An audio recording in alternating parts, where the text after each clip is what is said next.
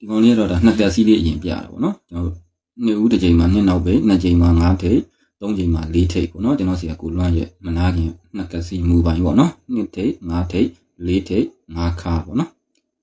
နှစ်ထိပ်5ထိပ်4ထိပ်5ခါပုံစံလိုပဲတည်တယ်နော်အဲ့လိုတည်ပြီးတော့သူကကြည့်ပါလေအဲ့နှစ်ထဲမှာသူကကျွန်တော်တို့73ချိန်မှာတစ်ပရိတ်ရိုက်တယ်ပေါ့နော်73ချိန်မှာတစ်ပရိတ်73ချိန်မှာတစ်ပရိတ်ကိုတဲ့သူကအောက်တပင်းကျော်မှာကျွန်တော်တို့15ချိန်မှာ6ခါနဲ့တစ်ပရိတ်ရိုက်တယ်ပေါ့နော်6ခါနဲ့တစ်ပရိတ်ရိုက်ပြီးတော့သူက6ခါ3ခါ6ခါ8ခါ6 3 6 8ဆိုပြီးတော့ခါလေးလုံးကိုပုံစံတူထည့်တယ်ပေါ့နော်ထည့်ပြီးတော့လည်းသူက388ဆိုပြီးတော့ဇောင်းပြန်တက်ပေါ့တက်ပြီးတော့လည်းသူက20ချိန်မှာပရိတ်ကိုသူ့ဇောင်းကထွက်တဲ့ခဏကရင်းကုန်ကကနန်းပေါ့နော်အဲ့လိုထွက်ပြီးတော့လည်းအဲ့နှစ်ထဲမှာသူက2ချိန်မှာ9နှစ်ဆိုပြီးတော့တည်ထားခဲ့တာပေါ့နော်ဒီတိုင်းဆိုတော့အဆင်မပြေဘူးပြအဆင်ပြေတယ်ပြောနော်ဖုန်းလေးပဲဖုန်းကလည်းအတင်လို့လားတော့မသိကြွားလာတော့မဟုတ်ဘူးဖုန်းလေးကလည်းတင်တယ်လို့လားတော့မသိဘူးနော်အရင်ကတော့ကျွန်တော်လည်းခုတိုင်းတော့အဆင်ပြေ2ချိန်မှာ9နှစ်ပတ်လေတည်တယ်ပေါ့ဗျတည်တယ်နော်ဒါပထမတစ်ခါပေါ့အဲ့ဒါဒုတိယကလေးကျွန်တော်ပြန်တော့ဒီမှာလည်းကျွန်တော်တို့နှစ်ဦးတစ်ချိန်မှာနှစ်နောက်ပဲ2ချိန်မှာ5ခါ4ချိန်မှာ3ချိန်မှာ4ထိပ်4ချိန်မှာ5ခါပေါ့နော်2 5 4 5ဆိုပြီးတော့ပဲသူတည်တယ်ဗျအဲ့လိုတည်ပြီးတော့သူကအဲ့နှစ်ထဲမှာကျွန်တော်တို့73ချိန်မှာတစ်ပရိတ်ပေါ့နော်15ချိန်မှာ6ခါတိုင်းပရိတ်တစ်လို့ရိုက်တယ်ရိုက်တာနဲ့သူက6ခါ3ခါ6ခါ8ခါဆိုပြီးတော့6 3 6 8ဆိုပြီးခါထည့်ပေါ့နော်ခါထည့်ပြီးတော့388ဇောင်းတက်ပေါ့ဗျအဲ့လိုဇောင်းတက်ပြီးတာနဲ့သူက20ချိန်မှာ9ပရိတ်ပေါ့နော်သူဘေးဇောင်းမှာထွက်တဲ့ကဏ္ဍ865ကမြင်းကုန်ကကဏ္ဍကိုရွှေ့တယ်ပေါ့နော်ကဏ္ဍဒီကဏ္ဍရွှေ့တယ်အဲ့လိုရွှေ့တဲ့နှစ်ထဲသူကကျွန်တော်တို့2ချိန်မှာ9ကိုပတ်လေတည်တယ်ပေါ့နော်9ကိုပတ်လေတည်တယ်တစ်ဖက်ကလည်းကျွန်တော်ပြန်ကြည့်ရသေးတယ်ဗျကိုကုန်းနဲ့ကိုအဆင်ပြေမပြေဘူးပေါ့နော်အဆင်မပြေရင်လည်းပြတာမကောင်းဘူးပေါ့နော်9ကိုတည်ဟုတ်ပြီအဲ့ဒါဆိုကျွန်တော်တို့ကဒီ9ကိုတည်တာနေပေါ့နော်1နှစ်2နှစ်3နှစ်4နှစ်5နှစ်6နှစ်သွားလိုက်ရင်9ချိန်မှာပေါ့နော်6နှစ်မြောက်9ချိန်မှာ9ပတ်လေတည်တယ်အဲ့9ပတ်လေတည်ပြီးတော့အဲ့9ကနေပြီးတော့တစ်နှစ်ကျော်ကျွန်တော်တို့12ချိန်ကအဲ့မှာ4ပေါ့နော်4ဒီကျွန်တော်တို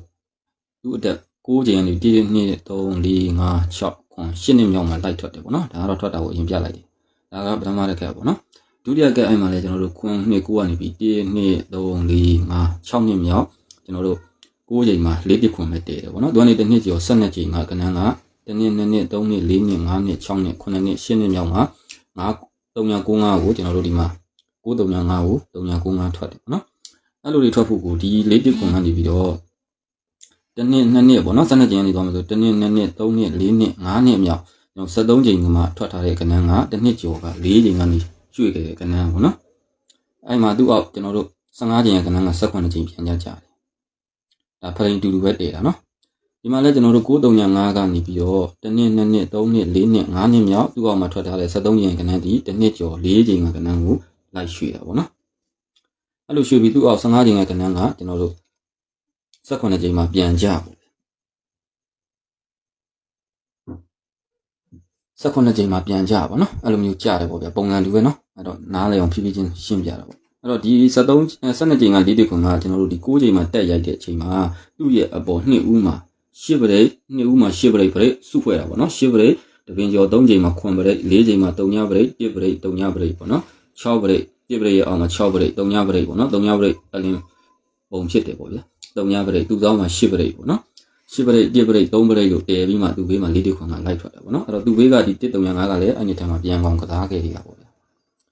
ဟုတ်ပြီနော်ဒါလိုရင်းလေးပေါ့ဗျာဒီမှာလည်း935ကဒီကို935လို့ကျွန်တော်9ချိန်မှာရွှေ့တဲ့ချိန်မှာ2ဦးမှာသူကပရိတ်8လို့တည်တယ်ပရိတ်8လို့တည်ပြီးတော့သူက3ချိန်မှာ9ပရိတ်4ချိန်မှာ3ပရိတ်ပေါ့နော်သူ့ဘေးမှာ1ပရိတ်3ပရိတ်4ပရိတ်ကျွန်တော်တို့1ပရိတ်6ပရိတ်ပေါ့နော်ပရိတ်ကြီးအုပ်စုဖွဲ့ပြီပေါ့ဗျာ3ပရိတ်8ပရိတ်သူ့သောင်းမှာ1ပရိတ်3ပရိတ်သူ့ဘေးကကဏ္ဍဒါ9ချိန်ကို12ချိန်ကကဏ္ဍလှမ်းရွှေ့တာပေါ့နော်အဲ့တော့ဒီ9ရဲ့ဘေးကဒီ639ကလည်းအဲ့ဒီထဲမှာပြန်ကောင်းကစားထိတာဗျအဲ့လိုတွေထွက်ပြီးတော့ကျွန်တော်တပင်ကျော်ပြန်ကြတဲ့3ခွန်ကလည်းတစ်နှစ်ကျော်မှသူမွေးသေးဖြစ်နေလိုက်ထွက်ထိတာနော်ဒီမှာလည်း143ပြန်လို့ထွက်တဲ့ကဏ္ဍကတစ်နှစ်ကျော်မှမွေးသေးဖြစ်နေလိုက်ထွက်ထိတာပေါ့နော်အဲ့တော့ဒီမှာ4ပရိတ်ကျွန်တော်ဆွဲဖို့ကြံသွားခဲ့တယ်အဲ့တော့ဖြည့်ပြီးတော့ကြည့်တော့ပေါ့နော်ဟုတ်ပြီအဲ့လိုတွေဒီ6နဲ့2ဦးပရိတ်ရှိကနေပြီးတော့တစ်နှစ်2နှစ်ကျော်မှထွက်ထားတဲ့2ဦးကကဏ္ဍကလည်းအဲ့ဒီထဲမှာပြန်ကောင်းသူကစားထိတာပဲနော်အဲ့တော့ဒီ6နှစ်ကနေ2ဦးပရိတ်ရှိကနေပြီးတော့နော်1 2 3 4 5 6နှစ်မြောက်မှာသူကခွန်3ခွန်ပေါ့နော်ခွန်3ခွန်2ဦးမှာခွန်ခါ3ညနောက်ဘူးပေါ့နော်ခွန်ခါ3ညနောက်ဘူးအဲ့ဒီထဲမှာ ခွန်3ခွန်ခွန်ပရိတ်ရဲ့ဘေးမှာခွန်3ခွန်ထွက်တယ်ပေါ့ဗျာအဲ့လိုထွက်ပြီးတော့သူကအဲ့ဒီထဲမှာကဏ္ဍကဏ္ဍတွေဆိုတာ8နဲ့9တွေကျွန်တော်တို့ဒီ6-3နှစ်တည်ရှိသေးတယ်နော်ဒါကဏ္ဍကဏ္ဍတွေကျွန်တော်တို့မပြတော့အဲ့တော့ဒီကျွန်တော်ခွန်3ခွန်ကနေပြီးတော့1နှစ်3ချိန်ရဲ့ဘေးမှာထွက်တယ်ဒီခွန်နှစ်9ကကျွန်တော်တို့ပထမဆုံးတည်ခဲ့တဲ့ဒီ2ချိန်ရခွန်နှစ်9ကိုဒီမှာခွန်နှစ်9ဖြစ်နေလိုက်ရွှေ့ဟုတ်ပြီနော်ခွန်9နှစ်ကိုခွန်နှစ်9လို့ရွှေ့ရတယ်သူ့အောက်မှာထွက်ထားတဲ့6ထိပ်စီပရိတ်ခွန်ပေါ့နော်6ထိပ်စီပရိတ်ခွန်ပုံစံတူပဲအဲ့တော့ကျွန်တော်တို့ဒီဒုတိယကမှာလည်းဒီခွန်လေးပေါ့နော်နှစ်ဥပရိတ်ရှိကနေပြီး1နှစ်2နှစ်ကျော်ရင်9ခုတစ်ကလည်းအဲ့ဒီထဲမှာပြန်အောင်ကစားသေးတယ်အဲ့တော့ဒီခွန်လေးကနေပြီး1နှစ်3 4 5 6နှစ်မြောက်နှစ်ဥမှာခွန်ခါ3ညနောက်ဘူးဆိုပြီးတော့နှစ်ကက်စီပေါ့နော်ရိုက်ထားပြီအဲ့တော့သူ့အောက်မှာအဲ့ဒီထဲမှာ3ခွန်နဲ့ပရိတ်ခွန်ရဲ့ဘေးမှာ3ခွန်လိုက်ထွက်တယ်အဲ့လို3ခွန်လိုက်ထွက်တော့သူကနေ1နှစ်3ချိန်ရဲ့ဘေးမှာထွက်ထားတဲ့9ခွန်နှစ်ကကျွန်တော်တို့ဒီကတည်ခဲ့တဲ့2ချိန်ရခွန်နှစ်9ကို9ခွန်လေးဆိုပြီးလိုက်ရွှေ့ပြီးတော့ねသူ့အောက်မှာ6ထိပ်စီပရိတ်ခွန်လို့ရိုက်ထားခြင်းကြောင့်ကျွန်တော်တို့သူ့အောက်မှာထွက်မဲ့ကဏ္ဍကိုအကွက်ရွှေနဲ့ပြချင်တာပေါ့နော်နှစ်ကက်စီကိုပြချင်တာဟုတ်ပြီအဲ့ဒါဆိုကျွန်တော်တို့ကခွန်ပရိတ်ဒီခွန်3ခွန်ပေါ့နော်ခွန်3ခွန်ပတ်လက်တဲတာနဲ့1နှစ်3ချိန်မှာထွက်တဲ့သူ့ဘေးကခွန်နှစ်9ကကျွန်တော်တို့2ချိန်မှာတည်ခဲ့တဲ့ခွန်နှစ်9ကိုလိုက်ထွက်ပြီးသူ့အောက်မှာ6ထိပ်စီပရိတ်ခွန်လို့ထွက်ပြီးရတယ်သူ့အောက်မှာထွက်တဲ့ဒီ8 9တစ်ကဒီ3ခွန်ခွန်ပရိတ်ရဲ့ဆောင်းကဒီ1 9 8 9 8 9တစ်လို့လိုက်ထွက်တယ်ပေါ့နော်အဲ့လိုထွက်ဖို့လည်းတော့ဆောင်း3လုံးကျွန်တော်တို့10လို့ခံနေတယ်ဆောင်း3လုံး10ပေါ့နော်ပရိတ်3ပရိတ်2ဒီပေါ့ဗျအစသဖြင့်ပေါ့နော်သူ့မှာပရိတ်စုဖွဲ့ထားတဲ့အများကြီးပဲနှစ်ကက်စီဆိုတော့အဲ့မှာ1 9 8 9ကိုကျွန်တော်တို့ကရှိမှ8 9တစ်ဆိုပြီးတော့လိုက်ထွက်တာကိုပြချင်တာပေါ့နော်ဒါဆိုရင်ဟုတ်ပြီဒီမှာလည်းကျွန်တော်တို့ဒုတိယကက်ပေါ့နော်3ခွန်ဘေးမှာခွန်ပရိတ်ထောက်တယ်3ခွန်ရဲ့1နှစ်3ချိန်ရဲ့ဘေးမှာခွန်9နှစ်ပတ်လေလိုက်ထွက်ပြီးထွက်တာနဲ့သူ့အောက်မှာ6ထိပ်ကြီးပရိတ်ခွန်လို့ထွက်ထားခြင်းကြောင့်သူ့အောက်မှာထွက်မဲ့ကဏ္ဍကဒီ3ခွန်သူ့ဘေးခွန်ပရိတ်ရဲ့ဆောင်းကဒီ6 5နှစ်ကိုကျွန်တော်တို့ဒီမှာ6 5နှစ်ဆိုပြီးတော့လိုက်ပြီးတော့ကျွန်တော်တို့ရွှေ့နေတာပေါ့နော်ကျွန်တော်တို့2 6 5တည်ထားတယ်အဲ့လိုတည်ထားတဲ့နေရာမှာလည်းသူက6ခွန်ပေါ့နော်ခွန်ပိတ်ကပိုင်လေးနဲ့3လုံးပေါင်းချင်း3ညဖြစ်တယ်ပေါ့နော်အဲ့3လုံးပေါင်းချင်း3ညရဲ့ဘေးမှာပရိတ်3ပရိတ်2တီကိုတည်ပြီးမှဒီ6 5နှစ်ကိုကျွန်တော်တို့ဒီမှာလိုက်ပြီးတော့ရွှေ့လိုက်မှာကြာချင်တာပေါ့နော်လိုင်းရတော့ဆိုတော့အဆင်ပြေပါတယ်အဆင်ပြေရင်ကျွန်တော်တို့နောက်တစ်လိုင်းတော့ဒါကကျွန်တော်တို့ဖရင်စုဖွဲ့မှုပရိတ်စုဖွဲ့မှုအားကောင်းတယ်ပေါ့နော်အဲကျွန်တော်တို့လိုရင်းနေပေါ့ဗျာအဲ6 5နှစ်ကိုပဲကျွန်တော်ပံ့ပိုးပြီးတော့ပြချင်တာပါဒီနှစ်ဥမှာသူကဒါကျွန်တော်ပြနေကြ line တွေပဲပေါ့နော်နှစ်ဥမှာ9ထိပ်3 3 6ပေါ့နော်ခွာ9ပေါ့အဲဒီနှစ်ကျော်မှာကျတော့သူက8ကားတိုင်းနဲ့ခွာ3ပေါ့နော်8ကားတိုင်းခွာ3ပေါ့အဲ8ကားတိုင်းခွာ3ကြောင့်အဲ့ဒီထဲမှာသူ့ရဲ့နောက်တစ်နှစ်မှာဒါတစ်ပရိတ်ဒီတစ်ချိန်မဲ့ထွက်ပေါ့ဗျာဒါကျွန်တော်မနေ့က line ပုံမှာလည်းအများတန်းပြောတဲ့ line တွေပေါ့နော်အဲ့တော့သူကဒီ8ကြောင့်ပေါ့နော်8ကားတစ်ပိတ်နဲ့တစ်ချိန်မဲ့ထွက်တယ်ဗျအဲ့ဒီထဲမှာပေါ့နော်ကြည့်လိုက်ပေါ့8ကားတစ်ပိတ်8ခါဘယ်လောက်ထွက်ပေါ့နော်8ခါနဲ့တစ်ပိတ်တွဲထွက်တာဒီတစ်ချိန်ပဲထွက်တယ်အဲ့လိုထွက်တာနဲ့သူဇောင်း3လုံးကူးဖြတ်ထားတယ်3ညာ5လေးနဲ့ကူးဖြတ်တယ်ပေါ့နော်အဲ့လိုဖြတ်ထားတဲ့ဒီ3ညာ8တစ်ရဲ့1နှစ်3ချိန်ရဲ့အပေါ်ကဒီ6 8လေးကဒီ3ညာ8တစ်ရဲ့နောက်တစ်နှစ်မှာသူငွေစည်းဖြစ်နေလိုက်ထွက်တယ်6လေး8ပေါ့နော်ဒါကကျွန်တော်တို့က6 8လေးကိုဒီမှာ6လေး8ဆိုပြီးတော့ဒါငွေစည်းဖြစ်နေလိုက်ထွက်တယ်ပေါ့နော်ဒီ8တင်နောက်တွဲရိုက်တာရဲ့အဲ့ဒါကမှသူကနောက်ထပ်ကိုကျွန်တော်တို့ချုပ်ထားတာရှိသေးတယ်ဗျဒီ3လုံးသူကကူပေါ့နော်ဒီဇောင်းကူဖြစ်လို့ဒီ3လုံးကူလို့လည်းသူချုပ်ထားသေးတယ်အဲ့ဒါဟုတ်မဟုတ်တော့ကျွန်တော်အလွတ်ပြောနေတာဆိုတော့လွဲမှာဆိုလို့ပေါ့နော်သူကနေ1နှစ်3ချိန်ရဲ့ထက်ကဒီ6 8လေးကဒီမှာကျွန်တော်တို့6 8လေးဆိုပြီးတော့2နှစ်ကျော်ကိုလိုက်ရွှေ့တယ်ပေါ့နော်ကိုကျော်မင်္ဂလာပါဒါဆိုရင်ဟုတ်ပြီကျွန်တော်တို့ဒီမှာလဲနှစ်ဦးတစ်ချိန်မှာ3ညထိပ်ခွာ30ပေါ့နော်ပူပရိတ်ပေါ့ဗျ3 3ညတွင်နဲ့တစ်နှစ်ကျော်မှာလဲခွန်ခါတိုင်းနဲ့ခွာ3ပေါ့နော်အဲ့ခွန်ခါနဲ့ခွာ3ကြောင့်နောက်တစ်နေ့မှာ3ညထိပ်ဒီတစ်ချိန်ပဲကြာဆိုလို့ဒါမနေ့က3ညထိပ်မှာကျွန်တော်တို့မနေ့က9ထိပ်မှာလည်းတစ်ချိန်ပဲကြာပေါ့နော်အဲ့တော့သူကခွန်ခါကြောင့်အဲ့ဒီထဲမှာခွန်ခါနှစ်ပိတ်နဲ့နောက်ပေါင်း9ပုံကြီးပေါ့နော်ခွန်ခါနှစ်ပိတ်ဆိုပြီးဒီတစ်ခုပဲရိုက်တယ်ဗျအဲ့လိုရိုက်တာနဲ့သူကထိပ်စီး3လုံးကိုဇောင်း30ပေါ့နော်3ထိပ်5ခါနှစ်ပိတ်နဲ့30ဖြစ်တယ်အဲ့30ကိုဒီ3လုံး30လို့ပြန်ထည့်အဲ့လိုထည့်ထားတဲ့ဒီခွန်နှစ်တွဲရနေပြီးတော့တစ်နှစ်2နှစ်3နှစ်ရဲ့အထက်ကဒီ4နှစ်ကဒီခွန်နှစ်နောက်တွဲလို့ရိုက်ပြီးသူ့ရဲ့နောက်တစ်နှစ်မှာသူငွေစည်းဖြစ်နေ4နှစ်လိုက်ထွက်တယ်ဟုတ်ပြီနော်4နှစ်လိုက်ထွက်တယ်ဒါဆိုရင်ကျွန်တော်ဒီမှာတတိယကပြန်ကြည့်အောင်ပေါ့နော်နှစ်ဦးတစ်ချိန်မှာသူတစ်ထိပ်လို့တည်ထားတယ်တစ်ထိပ်လို့တည်ပြီးတော့ဒီမှာခွတ်1ပေါ့နော်3 3 8ရိုက်တယ်တစ်နှစ်ကျော်မှာ6ခါတိုင်းနဲ့သူခွတ်3ရိုက်တယ်အဲ့လို6ခါတိုင်းခွတ်3ဘရိတ်9ကြောင်သူကအဲ့သူ့ရဲ့ဘေးနဲ့မှာ9ထိပ်တီးတစ်ချိန်ပဲဆိုတော့ကျွန်တော်တို့ဒီ9ခွန်8မှာ9ထိပ်တီးတစ်ချိန်ပဲကစားရတယ်ပေါ့နော်အပိုလို့မရှိဘူးအဲ့နှစ်ဦးမှာလည်းကျွန်တော်တို့ပြပုံမှာမပြောသေးလို့ဒါ92အခွာ9ထိပ်တီးပေါ်နှစ်ပိတ်နဲ့အောင်မယ်ဆိုဒီ line ကြီးလည်းပါတယ်ပေါ့အဲ့တော့သူကဒီ6ခါကြောင့်သူ့ရဲ့နောက်တစ်နှစ်မှာ6ခါနဲ့3ပိတ်ဆိုပြီးဒီတစ်ခုပဲပေါ်လိမ့်မယ်နောက်ထပ်6ခါ3ပိတ်မရှိဘူးပေါ့နော်6ခါဒီမှာ6ခါ5ပိတ်နောက်ထပ်မရှိဘူးဗျအဲ့တော့ဒီ6ခါ3ပိတ်လို့ပေါ်တာနဲ့သူဇောင်း1လို့သူဖြတ်ထားတယ် ခွန်9နဲ့1ပေါ့နော်အဲ့1ကို6 8ခွန်နဲ့1လို့ပြန်ဖြီထားတယ်ဗျအဲ့လိုဖြီထားခြင်းကြောင့်သူကနေပြီး1နှစ်3ချိန်ရဲ့အထက်ကဒီ6 5နှစ်ကကျွန်တော်တို့ဒီနေ့ထဲမှာမွေးသီးပေါ့နော်မွေးသီးဖြစ်နေထိုးမယ်ဆိုလဲထိုးလို့ရတယ်ပေါ့အဲ့တော့ကျွန်တော်တို့ကဒါက6 5နှစ်ကိုအဲ့အမွေးသီးပုံစံမျိုးဒါပြပေးရပေါ့နော်ဟုတ်ပြီအဲ့ဒါဆိုကျွန်တော်တို့အဖြီလိုက်ပေါ့နော်အဖြီလိုက်ပေါ့ဖြီလိုက်ကိုကျွန်တော်ကာလာလေးဆွဲမယ်ခုနှစ်နှစ်ချလိုင်းပေါ့နော်ခုနှစ်နှစ်ချလိုင်းခုနှစ်နှစ်ချလိုင်းကိုတဲ့ကျွန်တော်တို့ဒီဖရင်တယ်ကတော့ဒီကနေတည်တာနော်ကျွန်တော်အသာသုံးတော့မဆွဲတော့ပါဘူး24ချိန်မှာ8နောက်ပိတ်16ချိန်မှာ9ခါတိုင်း9နောက်ပိတ်ပေါ့နော်14ချိန်မှာ9ခါဆောင်းခွန်ဖြတ်ပေါ့နော်ဒီမှာလဲသူကခုနှစ်နှစ်ချ8နောက်ပိတ်ကျွန်တော်16ချိန်မှာ9ခါတိုင်း9နောက်ပိတ်18ချိန်မှာ3နောက်ပိတ်ပေါ့နော်14ချိန်မှာ9ခါတည်ပေါ့ဗျာဒါကျွန်တော်ပြနေကြလိုင်းပြီနော်ဒီမှာလဲကျွန်တော်တို့24ချိန်မှာ8နောက်ပိတ်14ချိန်မှာ9ခါတိုင်း9နောက်ပိတ်3နောက်ပိတ်ပေါ့နော်18ချိန်မှာ14ချိန်မှာသူက9ထိပ်9ခါပေါ့နော်ဆောင်းခွန်ဖြတ်ပေါ့6 5နဲ့မွေးသည်တော့အားမယ်နော်မွေးခြင်းကဒီပွဲကိုထွက်တော့ပါလေကျွန်တော်ဖွဲ့တယ်လေကျွန်တော်ကြိုက်လို့ထည့်ထားတယ်မကြိုက်တဲ့ကဏ္ဍလည်းကျွန်တော်မပေးပါဘူးနော်အဲ့တော့သူကအဲ့ညစ်ထဲမှာသူက4ထိပ်စီးနဲ့ထွက်တဲ့4ထိပ်စီးလို့တွက်ပြီပေါ့နော်ထွက်တာနဲ့သူကနေတစ်နှစ်ကျော်မှာ4ထိပ်စီးနဲ့ဗရိတ်4ဆိုပြီးထွက်တယ်အဲ့ဗရိတ်လေးကသူ့ရဲ့နောက်တစ်နှစ်မှာလိုက်ထွက်တော့နောက်ပိတ်3လုံး4နဲ့ဒီကဏ္ဍလည်းထွက်ရမယ်နော်ထွက်တာနဲ့နောက်ပိတ်3လုံး4တင်အဲ့4က1 2 3 4ချိန်မှာသူ4ခါဆိုပြီးတော့ဒါပထမတကတ်မှာထည့်ထားခဲ့တယ်ဗျဒါကပထမတကတ်ပေါ့နော်ဒါဆိုဒုတိယကဒီမှာ9ခါပေါ့နော်16ချိန်မှာ9ခါတိုင်း9နောက်ပိတ်18ချိန်မှာ3နောက်ပိတ်ရိုက်တဲ့နှစ်ထဲမှာ3ထိပ်လို့တည်ပြီးရတယ်တစ်နှစ်ကျော်မှာ4ထိပ်စီးနဲ့ဗရိတ်3ထွက်တယ်အဲ့ကဏ္ဍကနောက်တစ်နှစ်ကိုပြန်ကူးတယ်ကူးတဲ့ချိန်မှာဒီ3ဗရိတ်ထွက်လို့နောက်ပိတ်3လုံး3လို့သူရိုက်သွားတယ်ရိုက်တာနဲ့သူကနေ1 2 3 4ချိန်မှာ3ခါဆိုပြီးတော့သူထည့်ဒါကကျွန်တော်လောလောဆယ်ဒီဘက်ကိုအရင်ရှင်းနေတာပေါ့နော်ဒါဆိုဒီမှာတတိယက16ချိန်မှာ9ခါတိုင်း9နောက်ပိတ်18ချိန်3နောက်ပိတ်ပေါ့နော်အဲ့ဒီထဲမှာသူ2ထိပ်စီးလို့တည်ပြီးတော့သူ့ရဲ့ရင်ဆိုင်တစ်နှစ်ကျော်မှာ4ထိပ်စီးနဲ့ဗရိတ်2ဆိုပြီးထွက်တယ်အဲ့ဗရိတ်2ကသူ့ရဲ့နောက်တစ်နှစ်ကိုလိုက်ကူးတဲ့ချိန်မှာနောက်ပိတ်3လုံး2လို့ဖြစ်တယ်ဒီ2ဗရိတ်မှာနောက်ပိတ်3လုံးအဲ့နှစ်က1 2 3 4ချိန်မှာ2ခါဆိုပြီးပြီးကြတဲ့ပွဲ6နှစ်4ဆိုပြီးအော်ဒီထုတ်ပေးတယ်ပါဝါချင်းပါလေးရောပေါက်လားဆိုတော့ပေါက်ဘူးနော်ပါဝါချင်းနဲ့2ခါပိုင်ဖမ်းပြတာပေါ့နော်ဟုတ်ပြီအဲ့တော့ကျွန်တော်တို့ကဒီ4ဗရိတ်ကို4ထိပ်နဲ့4ဗရိတ်ကိုနောက်နှစ်မှာ4ဗရိတ်လို့ရွှေ့ပြီအဲ့လိုရွှေ့ရတဲ့သူကဘာတွေဆက်လုံးလဲဆိုတော့တဲ့အဲ့ဒီထဲမှာသူတစ်ထိပ်စီးလို့ထွက်ရင်လေအဲ့ဒီထဲမှာပြန်အောင်ကစားတယ်ဟုတ်ပြီနော်တစ်ထိပ်စီးလို့ထွက်ရင်အဲ့ဒီထဲမှာပြန်အောင်ကစားတယ်အဲ့လိုကစားတဲ့နှစ်ထဲမှာသူက4အပိတ်4အပိတ်လို့တူခဲ့ရတာပေါ့နော်တူတဲ့ဗရိတ်လေးလို့ထွက်ရမှာဗရိတ်လေးလည်းဖြစ်ရမှာတူသောမှာကျွန်တော်တို့ပြန်ကြပါပေါ့နော်ပြန်ကြဒါကျွန်တော်တို့အဲ့မှာလေသူ့ရဲ့ဘေးနှစ်မှာတဲ့4ပိတ်4ပိတ်တူတဲ့ဗရိတ်လေးနှစ်ထဲမှာညဥ်ဦးတချင်းကနေပြီးခါ3လုံး4ဆိုပြီးတော့ထည့်ခဲ့အောင်ဟုတ်ပြီနော်ဒါကျွန်တော်ဖရိတ်တဲနေရပေါ့ဆွဲပြီးသားဆိုရှုပ်ခက်နေပေါ့နော်အစ်စ်ပြပေးတယ်ဒါကကျွန်တော်တို့ပထမတစ်ခက်တည်ထားခဲ့ပြီဒါဆိုဒုတိယကလည်းကျွန်တော်တို့ဒီမှာ4ထိပ်စီးနဲ့ဗရိတ်3ကနောက်တစ်နှစ်ကို4ပါတယ်ဗရိတ်3ပြန်ထွက်ပြီးနောက်ပိတ်3လုံး3ရိုက်ပေါ့နော်အဲ့လို3ရိုက်ပြီးတော့အဲ့နှစ်ထဲမှာ3ညထိပ်လို့စထွက်ရင်အဲ့ကဏ္ဍကပြန်ကြဒီမှာပေါ့နော်ကြာပြီအဲ့တော့သူ့ရဲ့နောက်တစ်နှစ်မှာကျတော့3အပိတ်3အပိတ်ဗရိတ်4ဆိုပြီးတော့သူတည်တာပဲအဲ့လိုတည်တာနဲ့သူ့သောင်းမှာပြန်ကြပေါ့နော်9 6တိပြန်ကြပါအဲ့တော့ဒီ3ပိတ်3ပိတ်ဗရိတ်လေးတည်တဲ့နှစ်ထဲမှာသူက2ဦးကနေပြီးတော့ချိန်2ချိန်3ချိန်မှာခါ3လုံးကျွန်တော်တို့3လို့ထည့်ခဲ့အောင်နော်ခါ3လုံး3လို့ထည့်ခဲ့အောင်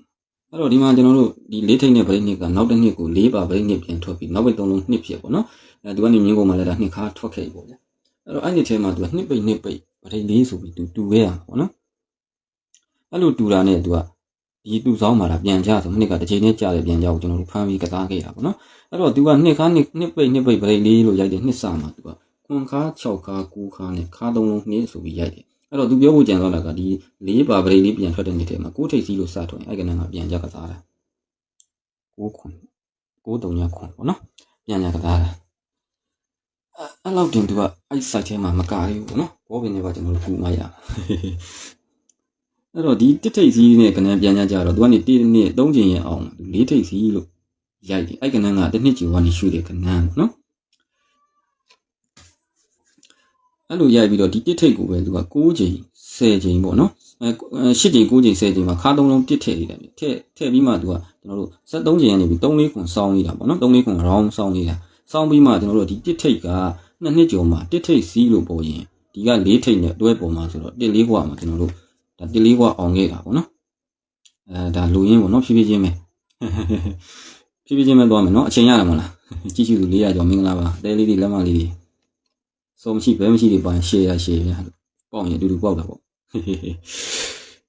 ဟုတ်ပြီနော်အဲ့ဒါကျွန်တော်ဒီမှာတစ်ခါပြန်ဖြတ်ခဲ့မယ်အဲ့တော့3ညထိတ်စီးစထွက်တဲ့ကဏ္ဍပြန်ကြတော့သူကနေပြီးတော့1နှစ်3ချိန်ရင်အောင်မှာ3ထိတ်စီးနဲ့ထွက်တဲ့ကဏ္ဍကတစ်နှစ်ကျော်ကလာခဲ့တဲ့ကဏ္ဍပေါ့နော်အဲ့လို3ညထိတ်က3ထိတ်စီးနဲ့ဒီကဏ္ဍကပြန်ကြပြီးတော့sorry 3ညထိတ်နဲ့ကဏ္ဍပြန်ကြပြီးသူမြင်းကုန်မှာ3ထိတ်စီးနဲ့တစ်နှစ်ကျော်ကဏ္ဍရွှေ့ပြီးတော့သူက8ချိန်နဲ့ကျွန်တော်တို့9ချိန်10ချိန်မှာခါ3လုံး3ညဆိုပြီးပြန်ထည့်သေးတာပေါ့နော်ဒီမှာလည်းခါ3လုံးပြည့်ပေါ့နော်ဟုတ်ပြီနော်အဲ့လိုထည့်ပြီးတော့သူကအဲ့နှစ်ထဲမှာသူက73ချိန်ရနေပြီးတော့ပေါ့နော်3ခွန်လေးစောင်းနေရတယ်စောင်းပြီးတော့မှဒီ3ညထိတ်က2နှစ်ကျော်မှာ3ညထိတ်စီးပေါ်ရင်ဒီက3နောက်ပိတ်နဲ့တွဲပုံမှာဆိုတော့ဒီ3ညခွန်3မှာကျွန်တော်တို့3ည3ခွာစပေါ်တာပေါ့နော်ဒါဆိုကျွန်တော်ဒီမှာတတိယကက်လေ6ထိတ်စီးနဲ့ကဏ္ဍပြန်ကြလို့သူကနေ1နှစ်3ချိန်ရအောင်မှာထွက်တဲ့ဒီ2ထိတ်စီးနဲ့2နှစ်ခွန်က1နှစ်ကျော်ကဒီ2ခွန်လေးကိုရွှေ့ခဲ့တာပေါ့နော်ဒီ6ထိတ်စီးနဲ့ထွက်တဲ့မြင်းကုန်မှာထွက်တဲ့ကဏ္ဍပေါ့နော်အဲ့တော့ဒီ6ကလည်းသူကကျွန်တော်တို့ဒီ8ချိန်9ချိန်10ချိန်မှာခါ3လုံး9လို့သူထည့်သေးတာလေအဲ့လိုထည့်ပြီးမှသူကကျွန်တော်3ခွန်လေး73ချိန်ရနေပေါ့နော်15ချိန်ဒီ3ခွန်လေးစောင်းတာပေါ့ပုံစံလိုပဲနော်အဲ့လိုစောင်းပြီးတော့ဒီ6ထိတ်နဲ့ကဏ္ဍက6ထိတ်ဒီတစ်နှစ်2နှစ်ကျော်မှာ6ထိတ်ကြီးလို့စပုံရင်ဒီနှစ်နောက်ပိတ်နဲ့တွဲပုံမှာဆိုတော့ဒီမှာ90နှစ်တွဲပြီးပေါ်ခဲ့တာနော်ဟုတ်ပြီနော်အဲ့တော့ကျွန်တော်တို့က2မျိုးတစ်မျိုးပေါင်းပြန်မှာနော်အဲ့တော့ကျွန်တော်တို့ပထမတစ်မျိုးကိုကျွန်တော်ပြပေးမယ်ဆိုတော့သူကအဲ့နှစ်ထဲမှာသူက4ထိပ်ကြီးနဲ့ကဏ္ဍတစ်နှစ်ကျော်ကလည်းရွှေ့ပြီးတော့ဒီကျွန်တော်တို့ဒီ4ပိတ်ရဲ့ဇောင်းမှာပြန်ကြလဲသူကဒီ3လုံး3နဲ့ဒီ3ထိပ်နဲ့ပေါ့နော်ဒီ3ထိပ်ကိုကျွန်တော်တို့ဒီမှာဒီ3လုံး3နဲ့ပြန်ကြတာအဲ့လိုကြတဲ့3ကလည်းသူကကျွန်တော်16ချိန်မှာ15ချိန်မှာ3ခါလို့ထိုင်ရသေးတယ်နော်3ခါဒီလည်းသူ့ရဲ့ဘေးနဲ့ကျွန်တော်တို့အဲ့နှစ်ထဲမှာသူက9ချိန်ပေါ့နော်9ချိန်10ချိန်17ချိန်မှာဇောင်း3ခံနေတာအဲ့3เนี่ยလည်းကျွန်တော်တို့အသုံးပြုပါမှာလို့ပြတာပေါ့နော်အဲ့မှာ3အဲ့3က16 15ချိန်မှာကျွန်တော်3ခါလဲဝင်ရမှာဒီ3လုံး3နဲ့လည်းပြန်ကြတာပေါ့နော်အဲ့နှစ်ထဲမှာသူကဘာလုပ်လဲဆိုတော့4ထိပ်စီးပေါ့နော်4ထိပ်စီးနဲ့ခွန်နောက်ပိတ်တစ်ခုပဲကစားတယ်ဗျ4ခွန်ဘလို့ပဲတွဲပေါ့နော်ကျွန်တော်ကတော့ထိပ်စီးနဲ့နောက်ပိတ်ဒီတစ်ခုပဲကစားတယ်4ထိပ်စီးခွန်နောက်ပိတ်လို့ကစားလိုက်တာနဲ့အဲ့4ထိပ်စီးခွန်နောက်ပိတ်ကခွန်နောက်ပိတ်ဒီခွန်ခါ4ထိပ်စီး4အပိတ်နဲ့ခွန်နောက်ပိတ်ဒီခွန်ခါ4ထိပ်စီးဒီ4နောက်ပိတ်နဲ့သူ့ရဲ့နောက်တစ်နှစ်မှာပေါ်ကြီးရဒီမှာ84နောက်တွဲပေါ့နော်အဲ့လိုပေါ်လိုက်တာနဲ့သူကသူ့အောင်မှာဒီနောက်ပေါင်း1ကြောင်းပေါ့နော်တစ်ထိပ်စီးနဲ့ကဏ္ဍပြန်ကြလို့နောက်ပေါင်း1ပေါ့ဗျတတိပြောရရင်အဲ့လိုကြားလိုက်တာနဲ့သူကခါ3လုံးပေါင်းရင်1ဆိုပြီးတော့ဒီမှာထည့်သွားပြီခွန်4 3ညပေါ့နော်ခါ3လုံးပေါင်းရင်1လို့ထည့်သွားအဲ့လိုထည့်တာနဲ့သူ့အောင်မှာဝင်တဲ့ဒီ3နှစ်9က3နှစ်9ကပေါ့နော်ကျွန်တော်တို့ဘာလို့ပြန်ပြီးတော့3ကထည့်လဲဆိုတော့ဒီ3ထိပ်ကြီးနဲ့ကဏ္ဍကဒီမှာဒီ3လုံး3နဲ့ဒီ3လုံး3တွေ3ခါတွေကြောက်ဒီမှာလည်းဘူးရှိက8သေးတာနော်အဲ့တော့ဒီမှာ3ခါအဲ့ကြမှာစကြတယ်အပေါ်မှာမရှိဘူးပေါ့နော်ခါ3လုံးခါ3ခါစအဲ့မှာကြတယ်ကြတော့လေသူကဒီမှာ4နောက်ပိတ်နဲ့ဝင်ထားလို့ခါ3လုံး4ကိုအဲ့ကြမှာစတယ်ခါ3လုံး4ကိုနော်အဲ့ကြမှာစတယ်အဲ့မှာကျွန်တော်တို့က3ခါပေါ့နော်ဒီဝီမောက်ခွန်ကလည်းသူက3လုံးပေါင်းချင်းကျွန်တော်တို့ဒီခါ3လုံး1လို့ဒီ3လုံးကိုလည်း1ပြန်ထည့်တာနော်အဲ့တော့ဒီနှလုံး1ကခွတ်1ပေါ့ဗျာတနည်းပြောရရင်9နဲ့4နဲ့1က2 9နဲ့1တယ်စိတ်ကွာ line ပေါ့နော်3ခါနဲ့ကျွန်တော်တို့ခွတ်1ပေါ့နော်အဲ့မှာ4 break ထွက်တယ်ဗျာဒါကပထမတစ်ကက်နော်အဲ့ဒါဆိုဟုတ်ပြီဒီမှာဒုတိယကက်ကျွန်တော်တို့ကြည့်အောင်ဒီ3ခွကလည်း2နှစ်ကျော်မှာဒါ3ညထိပ်ပေါ်ရင်3ည3ခွပေါ်ပြီပေါ့နော်အဲ့တော့သူ့ရဲ့ဘေးနေမှာလည်းသူက3ထိပ်စီးနဲ့ခွန်နောက်ပိတ်အဲ့မှာသူပြောဖို့တခုကျန်တော့တာကဒီ3ပိတ်ဗရိတ်လေးရဲ့ဇောင်းမှာပြန်ကြတော့ဒီ3ထိပ်ကြောက်ဒီ3လုံးကို3တာနော်4ထိပ်နဲ့ရှီပေါင်း9နဲ့3တာအဲ့ပြန်ကြကိုကြတာပေါ့နော်အဲ့လိုကြထားခြင်းကြောင့်အဲ့နှစ်ထဲမှာကျွန်တော်တို့15ချိန်မှာ3ခါတယ်ဇောင်းခွန်ပေါ့နော်ဝီရှိတ်ခွန်ဖြစ်တယ်အဲ့3ကလည်းဒီမှာ3လို့ရိုက်ထားတယ်ခွန်88နဲ့3ပေါ့နော်အဲ့3တွေကို3နေအဲ့လိုမှာကစားခဲ့တာကစားပြီးမှဒီ30ခွန်အခွပေါ့နော်3ထိပ်ဒီခွန်နောက်ပိတ်တစ်ခုပဲကြာတယ်ကြာတာနဲ့ဒီခွန်နောက်ပိတ်ဒီခွန်က3ထိပ်ဒီ3အပိတ်နဲ့83နောက်တွဲလို့ပြုတ်ကြလိုက်တာနဲ့83နောက်တွဲလို့ရိုက်ပြီးစရိုက်တာနဲ့သူ့ကောင်မှာခါ3လုံးကို10လို့ပြန်ထည့်တာနောက်ပေါင်း10ကို35နှစ်နဲ့10လို့ထည့်တာအဲ့လိုထဲမှာသူ့ကောင်မှာ3ခါစရိုက်တယ်အဲ့အပေါ်မှာကြည့်ပေါ့နော်3ခါမရှိဘူး3ခါအဲ့ကြမှာစရိုက်အဲ့3ကဘယ်က3နေလဲဆိုတော့ဒီ3ထိပ်ကိုဒီ3လုံး3လို့15ချိန်မှာ3ခါရိုက်ဇောင်း3နေရအဲ့မှာ3ခါစရိုက်တယ်အဲ့လို3ခါရိုက်ရင်လည်းဒီက3အပိတ်ကဒီမှာခါ3လုံး3ဆိုပြီးပြန်ထည့်ရ953နဲ့3ပြန်ထည့်အဲ့ကြမှာခါ3လုံး3ကိုအဲ့မှာတန်းအပေါ်မှာမရှိဘူးပေါ့နော်အပေါ်မှာခါ3လုံး3တန်းတာမရှိဘူးအဲ့မှာ3ခါအဲ့တော့ तू ကဒီ3လုံး3ညဖြစ်လို့ဒီဝီမောက်ကုံ3ညဆိုပြီးတော့ပြန်ချုပ်တာဒီကခါနဲ့ခွရှင်းနဲ့3ညပြန်ထည့်တာအဲ့တော့ဒီနှလုံးရှစ်ကခွရှစ်ပေါ့နော်တနည်းပြောရရင်အဲ့တော့3ည3ရှစ်ဆိုပြီးတော့ तू လိုက်ထွက်တာဒါဆိုရင်ကျွန်တော်ဒီမှာဒုတိယကပ်ပေါ့နော်နှစ်ပိတ်ပရိလေးရဲ့ဇောင်းမှာပြန်ကြတော့ဒီမှာ6ထိပ်စီအဲ့6ထိပ်စီကြောင့်ကျွန်တော်ဒီမှာ8ထိပ်စီတည်ထားတော့ရှီပေါင်း8နဲ့ပြန်ကြဆိုတော့ကျွန်တော်936ဆိုပြီးဒီမှာ653 936ဆိုပြီးတော့ကျွန်တော်ကထုတ်ပြီးတယ်ပေါ့နော်အဲ့မှာလေထွက်ကုန်ရောအဲ့မှာဒီ6ကိုဒီ3လုံး6ထည့်တယ်6ထည့်ပြီးတော့သူက ကျွန်တော်15ချိန်မှာ6ခါလို့သူတွန်းထားတာဒီဝီရှိကလည်း6ပေါ့နော်အဲ့6တွေကဒီကျွန်တော်9ချိန်မှာလည်း6သူပြီးတော့သူကထည့်တာအဲ့လိုထည့်တဲ့နှစ်ထဲမှာသူကနှစ်ထိပ်စီးခွန်နောက်ပိတ်ကဒီတစ်ခုပဲကစားတာမနစ်ကနော်နှစ်ထိပ်စီးခွန်နောက်ပိတ်ကဒီတစ်ခုပဲကစားတာအဲ့လိုကစားတော့ဒီခွန်နောက်ပိတ်နှစ်ကခွန်ကခါနှစ်ကနောက်ပိတ်ပေါ့နော်ခွန်နှစ်နောက်တွဲဆိုပြီးတော့ဒီမှာစရိုက်တယ်အဲ့လိုရိုက်လိုက်တာနဲ့နှလုံးပေါင်း9လို့ဒီမှာ3လုံးပေါင်း9ထည့်ရမှာဆိုတော့ကျွန်တော်ပြီးခဲ့တဲ့ဝယ်နှစ်ကားကို share သုံးတာပေါ့နော်3ညခွန်နှစ်ဆိုပြီးတော့ခါ3လုံးကိုကျွန်တော်တို့9ထည့်တယ်အဲ့လို9ထည့်ပြီးမှကျွန်တော်တို့ကခါ3လုံးကိုဒီနှစ်နောက်ပိတ်ကိုဒီမှာခါ3လုံးနှစ်ဆိုပြီးသူပြန်ထည့်ရမှာ9ခွန်6မှာ2မှာနော်အဲ့6ကဘယ်က6လဲဆိုတော့ဒီက6ပဲကျွန်တော်ဇောင်း6ခါ6ထိပ်ဇောင်းမှာဒီ3လုံး6နဲ့ပြန်ရကြတယ်6ကအဲ့မှာ6ခါစထည့်ရမှာပေါ့နော်6ခါထည့်ဖို့လေဒီနှလုံး6နဲ့6ခါနဲ့ပေါင်းမှာ3လုံးပေါင်းမှာ2ဖြစ်မှာဒီနှစ်နောက်ပိတ်ကို2ဖြစ်မှာနော်အဲ့တော့ဒီနှလုံးခွန်ကခွခွန်ပေါ့ဗျာ6ခါနဲ့ခွခွန်ပေါ့နော်6ခါနဲ့ခွခွန်6ခါနဲ့ခွခွန်မိမိကြိုက်နေတဲ့ရင်10ခွလုံးထိုးခြင်းထိုးပေါ့10ခွလုံးမထိုးခြင်းတော့ကျွန်တော်ကတော့ချုပ်ထိုးမှဖြစ်တဲ့အတွက်လွဲတကွာမှန်တော့ပြရမှာပဲနော်ကြည့်ရှုသူ900ကျော်မင်္ဂလာပါခဲရခဏချွန်လေးတော့အဲ့တော့ဟုတ်ပြီဒါဆိုကျွန်တော်ဒီမှာနောက်တစ်မျိုးပြန်ပြရမယ်နောက်တစ်မျိုးကျကျွန်တော်ဘောပင်လေးပါဆွဲတော့မှရတယ်ဘာလို့ဆိုတော့ခဲတယ်နေကြခဲတယ်နေရှုပ်နေနော်အဲ့နှစ်ထဲမှာသူကဒါ84ဇီ40လမ်းနေစပြီနော်အဲ့တော့40လမ်းနေလှုပ်လာပြီဆိုတော့အဲ့နှစ်ထဲမှာသူက4နဲ့ပတ်သက်လို့4ထိပ်စီတစ်ချိန်ပဲကြာတယ်4ထိပ်စီပေါ့နော်တစ်ချိန်ပဲကြာတယ်ဘယ်မှာကြာလဲဒီမှာကြာတယ်အဲ့4ထိပ်စီကြာတော့လေဒီမှာ84ပေါ့နော်84နောက်တွဲလဲသူရိုက်တယ်တစ်ထိပ်စီ4ပိတ်လို့လဲသူကစားတယ်အဲ့တော့ဒီတစ်တီကဘယ်မှာသွားလှုပ်လဲဆိုတော့ဒီ4ထိပ်စီလို့ပေါ်မယ်ဆိုသူကနေပြီး1 2 3ချိန်မှာဒီမှာတစ်ပရိတ်ခံထားတယ်ထိပ်စီ3လုံးတစ်ပေါ့နော်သူဘေးမှာ6ထိပ်ခံတာခွန်ပရိတ်ကပုံတည်ပေါ့နော်တစ်ပရိတ်ရအောင်မှာခွန်ပရိတ်ကပုံတည်ဟုတ်ပြီနော်အဲ့မှာ4ထိပ်စီကစားတယ်ဒါကကျွန်တော်တို့ပထမတစ်ခက်4ထိပ်စီပေါ့နော်အဲ့တော့ဒုတိယကလည်းကျွန်တော်3ထိပ်သွားဒီမှာ3ည3ခွာနဲ့ပေါ်တယ်83နောက်တွဲရိုက်တယ်တွဲရိုက်တာနော်အဲ့တော့သူက3ထိပ်စီအဲ့ညထဲမှာတစ်ချိန်ပဲကစားတယ်ဒါမဲ့ကျွန်တော်ကတော့အချိန်ရတော့တစ်ချိန်ပဲနော်ဒါမဲ့ဟိုအရန်နေပါဒီမှာတော့မသုံးဘူးလို့တော့မဆိုလို့ဒီမှာ3ထိပ်စီဒီတစ်ချိန်ပဲကစားတယ်အဲ့လိုကစားဖို့သူကနေပြီးတော့1 2 3ချိန်မှာ3ညပရိတ်လို့ဒီမှာထောက်ထားတယ်အဲ့3ညပရိတ်ကိုထိပ်စီ3လုံး3ညဆိုပြီးသူထည့်ထားတယ်ထည့်တာနဲ့သူကဒီမှာခွန်ပရိတ်ကပုံတီထောက်ထားတာဟုတ်ပြီနော်အဲ့လိုရိုက်ပြီးမှသူ့ရဲ့မြင်းကုန်မှာ3ထိပ်စီကစားတယ်အဲ့မှာ3ထိပ်ကိုကျွန်တော်ပြရပြီနော်ဒါဆိုဟုတ်ပြီဒီမှာကျွန်တော်တို့နှစ်ခွန်လဲတွေပေါ့နော်ဒီ60လမ်းတွေပေါ့ဗျာ6ထိပ်စီနဲ့ကနေပြန်ရတယ်လေကြာပြီအဲ့တော့6ထိပ်လို့ပေါ်ရင်ဒီမှာ2ပိတ်နဲ့ပေါ်ပြီဗျာနောက်ပေါင်း9ဆိုရင်လည်း82နဲ့ပေါ်ခဲ့ပြီပေါ့နော်အဲ့တော့ကျွန်တော်တို့က2ထိပ်စီနဲ့ပတ်သက်လို့တစ်ချိန်ပဲကစားခြင်းတာဆိုတော့ဒီနေရာမှာကျွန်တော်ထည့်ထားတယ်2ထိပ်ပေါ့နော်အကြိုက်ပဲ2ထိပ်ကျကျွန်တော်2ထိပ်ဒီဘက်မှာမှန်ပါရဲ့မှာလည်းအကြိုက်ပြတယ်အဲ့တော့ဒီ2ထိပ်ကိုကျွန်တော်တို့ကဒီတစ်လိုက်တော့ပြမှာနော်အဲ့တော့1 2 3ချိန်မှာသူ6ပိတ်တွေဒီမှာထောက်ထားတယ်ထိပ်စီ3လုံးကိုလည်းကျွန်တော်တို့6ထည့်ထားတယ်ဒီမှာ break ခွန်ပုံစီပေါ့နော်သူ့ဘေးမှာ6ထိပ်စီကျွန်တော်ပြဖို့ကြံသွားတယ်ဟုတ်ပြီနော်6ထိပ်စီ3လုံး9 break ခွန် break ပေါ့နော်အဲ့တော့ဒီ9တဲ့9ကလည်းအဲ့ညထဲမှာထွက်ထားတဲ့ကဏ္ဍပေါ့နော်ဒီမှာ3 6 3 3 6 3အဲ့လိုရဲ့မြင်းကုန်မှာ2ထိပ်စီလိုက်ထွက်တာပေါ့နော်ပေါ်လာပေါ့ဗျာဒါစနစ်ပြီးရင်ရမှာနော်အဲ့တော့ဒီမှာလည်းသူကတစ် break 3 လုံးတစ်ကဒီမှာဒီမှာ9 3 3ထွက်တယ်ပေါ့နော်အဲ့မှာ6ထိပ်အဲ့6ထိပ်ရဲ့သူ့ရဲ့ဇောင်းမှာဒီမှာနောက်ပေါင်း6ခံထားတာပေါ့နော်နောက်ပေါင်း6ခံပြီးမှသူ့ဇောင်းမှာ6ထိပ်လို့သူကပေါ်ရည်တယ်6က6ပေါ်တာပေါ့နော်ပေါ်ပြီးမှသူကနောက်ပိတ်3လုံးကိုသူကဒီ4ထိပ်ကြီးပေါ်တော့မယ်ဆိုရင်နောက်ပိတ်3လုံးကိုသူကဒီ3လုံးကိုကျွန်တော်တို့3 5 6နဲ့4လို့နောက်ပိတ်3လုံး4လို့ဖြစ်ပြီးမှဒီ4ထိပ်ကိုရိုက်တာဟုတ်ပြီနော်3 5 6နဲ့နောက်ပိတ်3လုံးကကျွန်တော်တို့4ဖြစ်ပြီးမှ4ထိပ်စီကိုရိုက်တာဟုတ်ပြီနော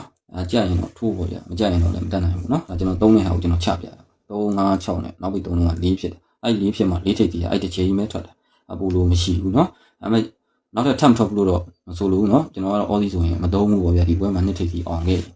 အဲ့တော့ဒီမှာလဲ3ညပရိတ်ကြောင့်ထိပ်စီ3လုံး3ညဖြစ်တယ်ဒီခွန်ကိုလေးကအဲ့ဒီထဲမှာသူ live ကစားခဲ့နေတာနော်အဲ့လိုကစားပြီးတော့သူ့ဘေးမှာလဲသူ6ထိပ်စီတည်ထားတယ်သူ့အောင်မှာလဲ break ခွန်ပါနော်သူ့ဆောင်မှာတော့နောက်ပေါင်း6နောက်ပေါင်း6ကိုသူကဒီမှာ6ထိပ်ဆိုပြီးသူတည်ထားတယ်အဲ့လိုတည်ပြီးမှသူက3ညပိတ်ရ3ညပိတ်ရဒီက3ပိတ်ရကို3ပြန်ထည့်ထားတာအဲ့လို3ဖြစ်မှသူ့အောင်မှာ3ထိပ်ကရိုက်တာဟုတ်ပြီနော်ဒီလောက်နဲ့မကားလေးချုံမှာ3ထိပ်အဲ့မှာရိုက်တယ်နော်အဲ့မှာ3ထိပ်ဒီအဲ့တစ်ချိန်ပဲစရိုက်တယ်ပေါ့ဗျာဟုတ်ပြီနော်အဲ့တော့ဒီမှာဆိုလဲကျွန်တော်တို့က6ကြောင်ပေါ့နော်ဒီမှာ6ပဲထိပ်3လုံး9ကလည်းဒီမှာရိုက်ပြီသူ့ဘေးမှာလည်းကျွန်တော်တို့ဒီမှာ6ထိပ်ပေါ့နော်6ထိပ်ကိုဒီမှာလည်းနောက်ပေါင်း6ရိုက်ပြီနောက်ပေါင်း6ရိုက်လို့ဒီမှာလည်း6ထိပ်လို့သူဝင်သွားတယ်ဗျာအဲ့လိုဝင်သွားတော့သူကဒီမှာခါ3လုံးပေါင်းရင်းရတယ်နောက်ပိတ်3လုံး2လို့ဒီမှာဝင်ရမှာဆိုတော့ဒီမှာ6ပိတ်ကလည်းဝင်သွားပြီ3 3ည9နဲ့ပေါ့နော်2ဖြစ်သွားတယ်အဲ့လိုဖြစ်ထားခြင်းကြောင့်သူ့အောင်မှာကျွန်တော်တို့2ထိပ်ဆိုပြီးတော့ရဲရဲတင်းတင်းကျွန်တော်တို့ကန်3နဲ့ပေါ့နော်ပေးတာမပေးတာတော့မသိစနစ်ရတော့3 3နဲ့ အဲ့မှာ3 3 9နဲ့2ပေါ့အဲ့2ကိုဒီမှာ2ထိပ်ရိုက်ချင်အဲ့လိုရိုက်ချင်တော့ကျွန်တော်တို့ကဒီမှာ2ထိပ်စီရိုက်နေဆိုရင်နောက်ပွဲတွေမှာကျွန်တော်တို့ကြံကြင်ချင်းမှာ2ထိပ်စီနဲ့ပတ်သက်ရင်အကျဉ်းကြီးနဲပြီလို့ပဲယူဆနေဗျာတစ်ချိန်နဲ့ရလို့တော့မဆွဲတော့เนาะအဲ့တော့2ထိပ်စီခြားလိုက်အပူလိုက်ကောင်းလိုက်ထွက်လာခဲ့ရင်စကားကျွန်းရင်နှုတ်နေအောင်เนาะအဲ့ဒါမျိုးကျွန်တော်2နဲ့ပတ်သက်ရင်နဲမယ်ပေါ့เนาะအကျဉ်းကြီးနဲသွားနိုင်တယ်ဒါမျိုးလေးယူဆမယ်ဟုတ်ပြီအဲ့ဒါကျွန်တော်ဒီမှာ4ထိပ်စီတွန်းပြီနောက်ပိတ်3လုံးလေးကို4ထိပ်စီတွန်းပြီเนาะစကားဘယ်လိုမှခံတော့မြန်အောင်ပေါ့အဲ့တော့ဒီ3လုံးပေါင်းချင်း4ကို4ထိပ်လို့ဝင်တာနဲ့သူကဒီနှလုံးနဲ့ဒီ4ထိပ်နဲ့တစ်ပြန်ထည့်ဒီတစ်ပရိတ်ကိုတစ်ပြန်ထည့်တာเนาะ9နှစ်4နဲ့တစ်ထည့်တာဒီတစ်ပရိတ်ကို9နှစ်4နဲ့တစ်ထည့်တာအဲ့မှာ4ထိပ်စီဝင်ပြီเนาะအဲ့တော့4ထိပ်စီဝင်ပြီဆိုတော့သူကဒီမှာ6ထိပ်ရ10ထိပ်ရ4ထိပ်ရပေါင်းနေတယ်သူကတစ်ပြန်ထည့်တာ9 8 4ပေါ့เนาะ3လုံးပေါင်းချင်းကကျွန်တော်တို့တစ်လို့ပြန်ထည့်ထားတာเนาะအဲ့မှာကျွန်တော်ကချွန်းချက်အနေနဲ့နောက်တစ်ခွက်ထည့်ထားတာကဒီ3လုံးတစ်လေးပါကျွန်တော်ထည့်ထားတယ်ဒီ3လုံး9နှစ်နဲ့တစ်ဖြစ်တာပေါ့เนาะအဲ့တော့ကျွန်တော်268နဲ့265ပေါ့เนาะကနန်းတည်ခြင်းနဲ့သူကတခါလေးကြူပြောနေတာအဲ့တော့သူကဒီမှာထိပ်ကြီး3လုံးကို10ဆိုပြီးသူချုပ်တယ်အဲ့10ကဒီရက်10ကိုကျွန်တော်ပြန်ချုပ်လိုက်တယ်39 38ကိုထိပ်ကြီး3လုံး10ကို3964 10ဖြစ်ပေါ့เนาะလေးထိပ်လေးပေါ်ပေါ့ဗျာဒီ3လုံးက1ဒီ3လုံး1ပေါ့เนาะအဲ့1ကိုဒီမှာ9နှစ်နဲ့တစ်ဖြစ်သွားခဲ့ရင်ဆိုတဲ့အတွေ့နဲ့ကျွန်တော်ကလေးထိပ်ကြီးဒါ2ပိတ်နဲ့ပြတာပေါ့เนาะ6ခါလိုင်း6ခါလိုင်းတက်ပေါ့ဗျာအဲ့တော့ဒီမှာဆိုလဲကျွန်တော်တို့ဒုတိယကမှာလဲဒီ3ညပရိတ်ကြောင့်ဒီ3လုံးကိုလည်း3ဖြစ်မှာ3ထိပ်စီးလည်းပေါ်မယ်ဒီ3ညပရိတ်ကြောင့်ဒီ3လုံး3ညဆိုပြီးပြန်ရရမှာเนาะအဲ့တော့3ညခွန်ရှိတဲ့အတွက်3ထိပ်အဲ့3ထိပ်ကိုသူကဒီ3လုံးကိုလည်း3ညပြန်ချုပ်ဆိုတော့လေ3ထိပ်ပေါ့เนาะအဲ့3ထိပ်စီးအဲ့မှာစပေါ်လေပေါ့ဗျာပေါ်တာနဲ့သူကဒီ3ညပရိတ်ကြောင့်ဒီနောက်ပိတ်3လုံးကို3ညညထည့်ခဲ့သလားပေါ့เนาะအဲ့မှာလဲကျွန်တော်က4ပိတ်ထည့်ရတာပေါ့ဗျာဟုတ်ပြီအဲ့ဆိုရင်သူကဒီ3လုံး10ဒီ3လုံး10လို့ဖြစ်တာ ਨੇ ဒီမှာထိပ်3လုံး10ကဘာလို့အဲ့မှာဖြစ်လဲဆိုတော့ဒီမှာပေါ့နော်နောက်ပေါင်း6ရိုက်တဲ့4ခါရဲ့3ထိပ်ရဲ့ဒီက3ထိပ်ရဲ့ကျွန်တော်တို့433နဲ့ကျွန်တော်တို့10ဖြစ်ပြီးမှဒီမှာဒီ3လုံး10လို့ယူဆတာပေါ့နော်အဲ့မှာကျွန်တော်ကညီတယ်ပေါ့ဗျာဒါဆိုရင်ကျွန်တော်တို့ဒီမှာတတိယကန်အနေနဲ့ကဒီ9ပရိတ်ကြောင်ပေါ့နော်ဒီ3လုံးကိုလည်း3မှာဒီ3လုံး2မှာ2ထိပ်ကြီးရလဲပေါ်ရမှာအဲ့တော့ဒီ3လုံးကိုလည်း9ပရိတ်ကိုဒီ3လုံး9ရဲ့မှာဆိုမှ2ထိပ်ကဝင်လာအဲ့လိုဝင်မှလည်း3ညခွန်ရှိတဲ့အတွက်ဒီမှာ2ထိပ်ကလည်းကြိုက်တာပေါ့နော်အဲ့မှာ2ချက်ချုပ်တာပေါ့3ညခွန်2နဲ့9 3ညခွန်2နဲ့9ပေါ့နော်အဲ့လိုမျိုးဖြစ်မှဒီ2ထိပ်ကိုပေါ်မှာအဲ့လိုပေါ်တဲ့အတွက်ဒီ3လုံးကိုလည်းကျွန်တော်တို့9ဖြစ်ခဲ့မယ်ဆိုရင်ရှင်းနောက်ပဲဆိုပြီးတော့ကျွန်တော်ပြတာပေါ့နော်အဲ့ရှင်းနောက်ပဲကိုလည်းနောက်ထပ်တစ်ချက်ချုပ်ထားတာရှိသေးတယ်ထပ်ပြပေးမယ်နော်နောက်တစ်ခုကတော့ဒီစိတ်9ကိုဒီ3လုံး9ဖြစ်မယ်ဒီ3ညခွန်2နဲ့9ဖြစ်မယ်အဲ့မှာထိပ်3လုံးကသူခွန်ဖြစ်သွားပြီအဲ့ခွန်ကဘာလို့ခွန်လဲဆိုတော့ဒီ3လုံးကိုသူခွန်ထားလို့ဗျနောက်ပေါင်း6ရိုက်တဲ့ခွန်ခါခွန်ထိပ်3ထိပ်ပေါ့နော်3လုံးပေါင်းချင်းခွန်ကိုထိပ်3လုံးခွန်လို့ကျွန်တော်ကယူကြည့်တာပေါ့နော်အဲ့တော့ကျွန်တော်6ခါရတဲ့အတွက်265ခွခွန်နေဆို265လူအော်ဒီထဲမှာမှတ်တယ်နော်ဒီ268ကတော့ကျွန်တော်အရန်မှာထည့်ထားတယ်အဲ့တော့ကျွန်တော်ကဒီ26တွဲနဲ့တော်တော်များများပါတယ်ပေါ့နော်ပေးထားတဲ့ထဲမှာတော့ပါတယ်အဲ့တော့ကျွန်တော်တို့ဟုတ်ပြီဒီရှင်းနောက်ပိတ်ကိုနောက်တစ်ချက်ပြန်ချုပ်တာကနှစ်ခါတွေကကျွန်တော်ရိုးလို့မကင်တော့ဘူးနော်ဒါမင်းမကြိုက်တဲ့နှစ်ခါတွေ3ရင်လည်း3ပေါ့အဲ့မှာသူကဒီမှာ6ထိပ်ပေါ့နော်ဒီ3လုံးကို4ဖြစ်တဲ့ချိန်မှာဒီမှာခွန်ဆိုပြီးသူကထည့်ထားတာဗျအဲ့ခွန်ထဲမှာသူ့အောင်မှာကျွန်တော်ကနှစ်ခါလဲ3နေတာပေါ့နော်ဒီ3လုံးကိုလည်းသူခွန်ဆိုပြီးတော့ကျွန်တော်တို့ချုပ်ချင်တာဗျဟုတ်ပြီနော်ဒီ3လုံးခွန်ဖြစ်မှာဒီ3လုံးခွန်ဆိုပြီးကျွန်တော်ယူတာပေါ့ဗျအဲ့တော့သူနှစ်နောက်ပဲဒီ3လုံးကလည်းပြစ်ဖြစ်ပေါ့နော်အဲ့ခွန်ပါမှာဒီနှစ်ခါခွန်တလားဒါကစဉ်းစားစရာပေါ့နော်ကြာရင်တော့3ပေါ့ဒီမှာဆိုလဲကျွန်တော်တို့ကဒီ3ညပိတ်ဒီ3လုံး3လို့3ထိပ်စီရိုက်ပေါ့ဗျ3ထိပ်စီရိုက်တော့ဒီ3လုံး10ဒီ3လုံး10ပေါ့နော်10တော့3ညပြအောင်3ထိပ်ပေါ့နော်အဲ့မှာလဲခိုးခွန်ရှိတဲ့အတွက်ဒီက4ပိတ်နဲ့မှာသူက10ချုပ်မှာနော်အဲ့တော့သူကဒီမှာ3နှစ်နဲ့ခွန်ဖြစ်ထားတာဗျအဲ့ခွန်ကိုကျွန်တော်တို့ကဒီဇောင်းခွန်ပြန်ဖြတ်ပေါ့ဗျဟုတ်ပြီနော်ဇောင်းခွန်ပြန်ဖြတ်ပေါ့ဒါကတော့လိုရင်းပေါ့ဗျဒီ3လုံးခွန်ကိုဒီ3လုံးခွန်ပြန်ဖြတ်ပြီးခွန်ပါဝါ2ခါမြောင်းဝင်ခဲ့လာပေါ့နော်ဒါကတော့ကနန်းကျေထိုးခြင်းနည်းနည်းတော့ထိုးပေါ့ဗျဒါဆိုရင်ဒီမှာလဲကျွန်တော်တို့ကဒီမှာဒီ3လုံး2က2ထိပ်ရိုက်ပေါ့နော်ဒီ9ပရိတ်ကိုဒီ3လုံး9ဒီ3လုံး9ပြန်ချုပ်အဲ့ကိုဒီ4 8ခွန်နဲ့4ခွန်8နဲ့9ဖြစ်ပေါ့ဗျအဲ့9ဖြစ်တော့သူကဒီမှာလဲသူကဒီ3လုံးကို9လို့ဒီ3လုံး9ဖြစ်အောင်ဆိုတော့ရှင်းနောက်ဝိတ်ကကတယ်နော်နောက်တစ်ခါတိတ်ကြီးချုပ်တာကကျွန်တော်ပြောဖို့ကြံနေတယ်အဲ့မှာ268ပေါ့နော်268ပဲသွားမလား28ခွာပဲသွားမလားဒါကြိုက်တာထိုးပေါ့နော်အဲ့မှာ4ထိပ်ကြီးဝင်ရင်ဒီ6ထိပ်ကိုဒီ3လုံးပြန်6လေးတာဗျအဲ့ဒါ main ပေါ့နော်ကြံခဲ့နေခွန်9 4နဲ့3လုံးပေါင်းချင်းကကျွန်တော်တို့6ပြန်ချုပ်ပြီးတာပုံသေးပေါ့နော်ခွန်ရ9ရ4ရ4ထိပ်ကလည်းဝင်ရမှာဒါမျိုးကတော့ကျွန်တော်တို့ထိုးတယ်ဗျ3 5 6နဲ့4ဖြစ်ပေါ့နော်အဲ့4ဖြစ်တာနဲ့4ထိပ်လည်းရရမယ်ဒီ3လုံးကိုလည်း1ဖြစ်ရမယ်1ပရိတ်ကိုနော်9ထိပ်10ထိပ်4ထိပ်နဲ့လည်း1ဖြစ်အဲ့1ကိုမှဒီ3လုံးကကျွန်တော်တို့ပြန်ပြီးတော့6ပြန်ချုပ်ဒီ3လုံး10ကိုထိပ်ကြီး3လုံး10ဆိုတော့4ထိပ်ပေါ့နော်4ထိပ်ကို4ချက်လောက်သွားညီတယ်ပေါ့ဗျအဲ့လိုညီပြီးမှသူကဒီ3လုံးကိုတော့ကျွန်တော်တို့က1ဒီခါ3လုံးခွန်ကိုဒီ3လုံးခွန်ထည့်ပေါ့ဒါမျိုးပေါ့နော်နားလည်အောင်ပြောပြလိုက်ဒီမှာဆိုလဲ3ညပရိတ်ရိုက်တယ်နောက်ပိတ်3လုံး3ဖြစ်မှ3ထိပ်ကြီးဝင်တယ်အဲ့3ညပရိတ်ကြောင့်ဒီ3လုံး10ဒီ3လုံး10အဲ့လို10ရိုက်တာနဲ့ဒီ3လုံးကဒီ6ထိပ်ကို3လုံးပေါင်း6ဆိုပြီးပုံသေးချုပ်ပါနော် အဲ့လိုချုပ်ပြီးမှဒီ3လုံးကို30ထည့်ခဲ့ရင်ကျွန်တော်တို့4ဘိတ်ပေါ့နော်ဒီ3လုံးခွန်ကဒီ3လုံးခွန်ပြန်ထည့်ပေါ့ဒါကတော့မိမိကြိုက်တဲ့မှာ3ပေါ့နော်ထိပ်ကြီးကိုအဓိကထား3တာမှန်တိုင်းပြောရရင်တော့ဘာလို့ဆိုတော့တကယ်ထဲနဲ့အပြီးပြီးရင်မပြီးလောက်ဘူးထင်လို့ပေါ့နော်အခုဒီမှာလဲ9ဘိတ်ဒီ3လုံး2ကို2ထိပ်ပြန်2ထိပ်ကိုကျွန်တော်3ည9နဲ့9ဖြစ်ပေါ့နော်9ဘိတ်ကိုအဲ့3ည9နဲ့ပဲ9ပြန်ထည့်အဲ့လို9ထည့်တဲ့2ထိပ်ကိုဒီ3လုံးကိုသူပြန်ပြီးတော့ကျွန်တော်တို့6ချုပ်အောင်2ထိပ်ပေါ့နော်အဲ့တော့3ခွန်ခွန်ကလည်းထိပ်3လုံးခွန်ထည့်ပေါ့အဲ့တော့2ထိပ်အဲ့မှာခါ3လုံး9လို့ဒီ3လုံး9ဖြစ်ခဲ့ရင်10ဘိတ်အဲ့တော့ဒီ3လုံး9ကိုဒီ3လုံး9ပြန်ရိုက်မယ်ဆိုလေ10ဘိတ်ပေါ့နော်အဲ့တော့2 8ခွာ2 8ခွာကိုကျွန်တော်6ခါကြိုက်တဲ့အတွက်2 6 8 2 6 5ပေါ့နော်6ခါလိုက်လည်းတက်တက်ငြိမ်တာပဲခါ3လုံး2ဖြစ်ရမှာဆိုတော့6ခါထည့်ရမှာထည့်ကိုထည့်ရမှာနော်ကြိုက်တော့ဒီ6ခါထည့်ရအောင်ကျွန်တော်6ခါတွေတော်တော်များတယ်ဒီဘက်ဒီ3လုံးကျွန်တော်တို့တစ်ဖြစ်မှာနောက်ပေါင်း1ပေါ့နော်ခွန်လေးနောက်ပေါင်း1ကိုခါ3လုံးတစ်ဖြစ်မှာဒီ4နောက်ပိတ်ကိုခါ3လုံး4ပြန်ထည့်ပေါ့နော်နှစ်ကက်တကက်ပေါင်းရိုက်ပလိုက်တယ်ကျွန်တော်ကဘာလို့လဲဆိုတော့တကက်ထည့်ပြီးရင်ဟိုမအောင်မှာဆိုလို့ပေါ့နော်အဲ့မှာခါ3လုံးကို4ပြန်ထည့်3ခါနဲ့ပဲထည့်တာပေါ့နော်အဲ့3ကလည်းဘေးမှာကျွန်တော်ပထမရှင်းပြပြီးဒီမှာလည်းသူက83နောက်တွဲရိုက်ပေါ့နော်ခါ3လုံး30ထည့်30ထည့်မှဒီမှာ3ခါဝင်မှာဒီ3ပိတ်ကိုခါ3လုံး3ပြန်ထည့်တာနော်နှစ်6ချက်ကြီးပဲဆွဲနေတယ်နော်နှစ်6 5ကိုပို့ပြီးနေတဲ့